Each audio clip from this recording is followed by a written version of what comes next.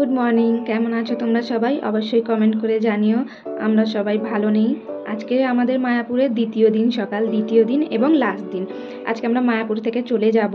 আজকের সকালটা খুবই খারাপ লাগছে। ভেবেছিলাম আজকের সকালটাও কালকের সকালের মতো একটু আনন্দ করে কাটাবো, কিন্তু কাল রাত থেকে রোহানের প্রচণ্ড জ্বর, তার সঙ্গে খুব বমি করছে।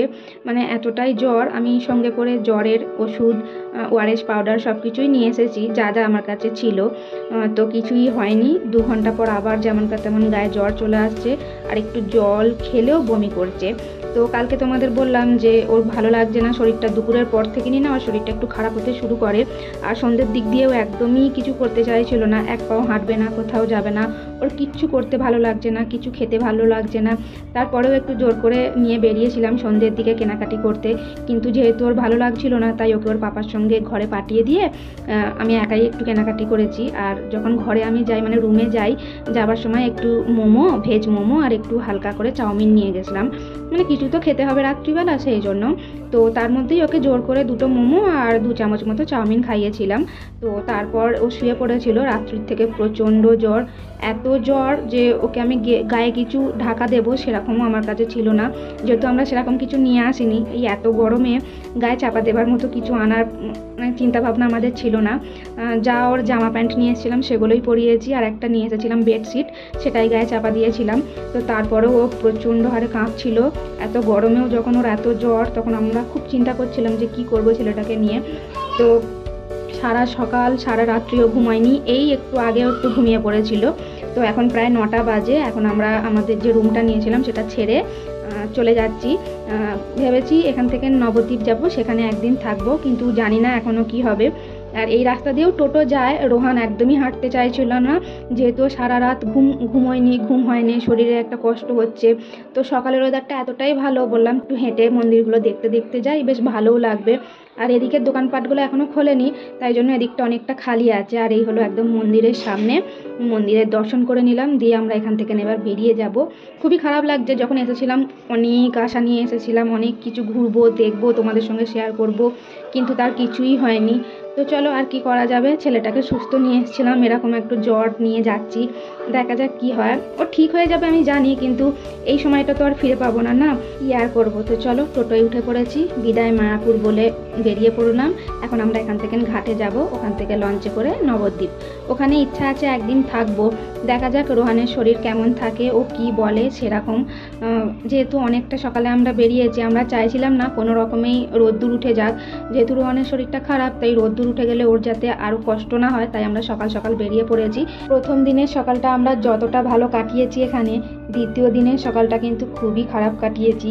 ভাবতে পারিনি দ্বিতীয় দিনের সকালটা এতটা খারাপ কাটবে। ইচ্ছা ছিল আজকেও সকালবেলা আমরা একটু ঘুরতে বেরোবো, আশেপাশে মন্দিরে চারিপাশটা ঘুরবো। ভেবেছিলাম রোহানের শরীরটা হয়তো সকালে উঠলেই ভালো হয়ে যাবে, রাতে একটু ভালোভাবে রেস্ট নিয়ে ঘুমালে হয়তো সকালে ওর ভালো হয়ে যাবে, কিন্তু ভাবতে পারিনি রাতেও শরীরটা আরও খারাপ হয়ে যাবে। ওকে দেখে এতটাই কষ্ট হচ্ছিল, ও ঠান্ডায় কাঁপছিল, ওর গায়ে পুরো একদম জ্বর, কিছু করার ছিল না আমাদের। আমার তো খুবই কষ্ট হচ্ছিল, সারা রাত আমি ঘুমোতে পারিনি, সমানে ওকে নিয়ে বসেছিলাম। আর ও ঘন্টায় ঘন্টায় বমি করছে। ও বমি করা আসার পর ওকে আমি একটু করে ওআরএসের জলগুলো দিচ্ছি, সেই জলটা খাবার পরও আবার বমি করছে, এরকম একটা পরিস্থিতি হয়ে গেছিলো। তবে এখন নাকি ওর একটু ভালো লাগছে, যেহেতু সকালের হাওয়াটা ওর গায়ে লাগছে, সেই জন্য ওর একটু ভালো লাগছে। আর মুখটা দেখতেই পাচ্ছ একদম শুকিয়ে গেছে, আর ও না কিচ্ছু খেতে চাইছে না। ও এখন ভয় পাচ্ছে যদি একটু জল খাই তাতেও যদি আমার বমি হয়ে যায়, তাই ও জলও খেতে চাইছে না। এত গরমে কোথাও ঘুরতে যাওয়া মানে সত্যি ভীষণ কষ্টের। আর এবছর যা গরম পড়েছে, একটু বৃষ্টি না হলে এই গরম কাটবে না। এই একটি মাস আমরা দেশে আসি, তার মধ্যেও যদি ঘরে বসে থাকি তাহলে কি আর ভালো লাগে? ইচ্ছা তো হয় এখানে ঘুরতে যাই, ওখানে ঘুরতে যাই, সত্যি বলতে এই গরমের জন্য কোথাও বেরোতে ইচ্ছা করে না। চলে এসেছি লঞ্চ ঘাটে, এবার আস্তে আস্তে সবাই লঞ্চে উঠে পড়বো। এদিকে নাকি অনেকগুলো ঘাট আছে, আমরা যখন এসেছিলাম তখন কিন্তু আমরা একটা অন্য ঘাটে নেমেছিলাম, আর যখন যাচ্ছি তখন আমরা এই সামনের ঘাটটা নামছি। এই ঘাটটাই নাকি একদম টোটো স্ট্যান্ড থেকে সামনে। আর এই ছেলেটিকে দেখেছো, নিজের এত কষ্টের মধ্যেও মায়ের কষ্টের দিকে ঠিক খেয়াল আছে। আমার হাতে 2টো ব্যাগ ছিল, আমি নিয়ে যেতে পারছি না দেখে মায়ের ব্যাগ দিয়ে সে কাঁধে তুলে নিয়েছে। চলো এবার আমরাও আস্তে আস্তে উঠে পড়ি। সত্যি এত সুন্দর হাওয়া দিচ্ছে, আর এই জায়গাটা দাঁড়িয়ে থাকতে বেশ ভালো লাগছে। এবার আস্তে আস্তে লঞ্চে উঠে পড়ি, দিয়ে একদম ধারের দিকে দাঁড়াবো, যাতে রোহানের গায়ে বেশ ঠান্ডা ঠান্ডা হাওয়াটা লাগে। এই ঠান্ডা হাওয়াটা লাগতে নাকি ওর একটু ভালো লাগছে। যাক, ছেলেটা যখন বলছে যে আমার ভালো লাগছে, তখন ওর ভালো লাগা দেখে আমারও ভীষণ ভালো লাগছে। মায়াপুরকে বিদায় জানিয়ে এবার আমরা চললাম, আর মনে মনে অনেক কিছু চেয়ে নিয়েছি। সামনের বছর যেন আবারও আসতে পারি, আর যেই যেই জায়গাগুলো আমাদের ঘোরা হয়নি সেই জায়গাগুলো যেন আমরা ভালোভাবে ঘুরতে পারি। ইচ্ছা আছে সামনের বছর আবারও আসার, সেই আশা নিয়ে আমরা চললাম। আর এত সুন্দর ওয়েদারটা লাগছে, যদি এরকম ওয়েদার সারাদিন থাকে সত্যি কোনো মানুষের আর এই গরমে কষ্ট থাকবে না। ভীষণই ভালো লাগছে। আর রোহানের শরীরটা আগে থাকতে অনেকটা ভালো হয়ে গেছে, মানে এই যে হাওয়াটার গায়ে লাগছে ওর যেন অনেকটা ফ্রেশ ফিল করছে। আর তার সঙ্গে কিন্তু ওর এবার খিদেও পেয়ে যাচ্ছে। দেখি ব্যাগে কিছু বিস্কুট থাকলে ওকে খাইয়ে দেবো। তারপর আমরা ইচ্ছা তো আছে নবদ্বীপে একদিন থাকবো, ওখানে আশেপাশে মন্দিরগুলো ঘুরে দেখবো। তবে রোহান এখন বলছে ও নাকি ভালো লাগছে, দেখা যাক কি হয়। আর এত সুন্দর পরিবেশ ভালো না লেগে থাকতে পারে বলো? আর তোমরা কে কে মায়াপুর এসেছো অবশ্যই আমাকে কমেন্ট করে জানিও। তো চলো এখন আমরা ওপারে যাই।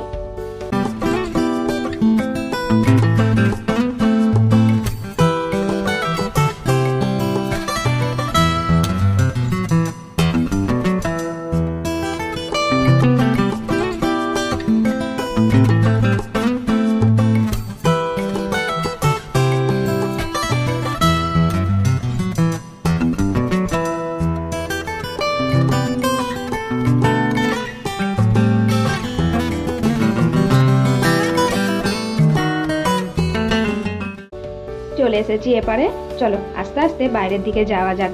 প্রায় এখন 10টা মতো বাজে। বেলা হওয়ার সঙ্গে সঙ্গে কিন্তু মানুষের ভিড়টাও বেড়েছে। তবে রোহানের শরীরটা আগের থেকে অনেকটাই ভালো আছে, তাই আমরা সবাই মিলে ঠিক করেছি আজকের দিনটা আমরা নবদ্বীপে কাটাবো। এখান থেকে বেরিয়ে একটা ভালো হোটেল রুম খুঁজতে হবে। আগের মতো ভুল আর মোটেও করবো না, ভালো একটা রুম খুঁজবো, তারপর একটু ফ্রেশ হব। তারপর ইচ্ছা আছে গঙ্গা স্নান করা, যেটা আমাদের বাকি থেকে গেছিলো। চলো তাহলে আমরাও একটা এখন হোটেল রুম খুঁজি। আজকের মতো ভিডিওটা এখানেই শেষ করছি, দেখা হচ্ছে নতুন আরও একটি ভিডিওতে। আজকের মতো সবাইকে টাটা।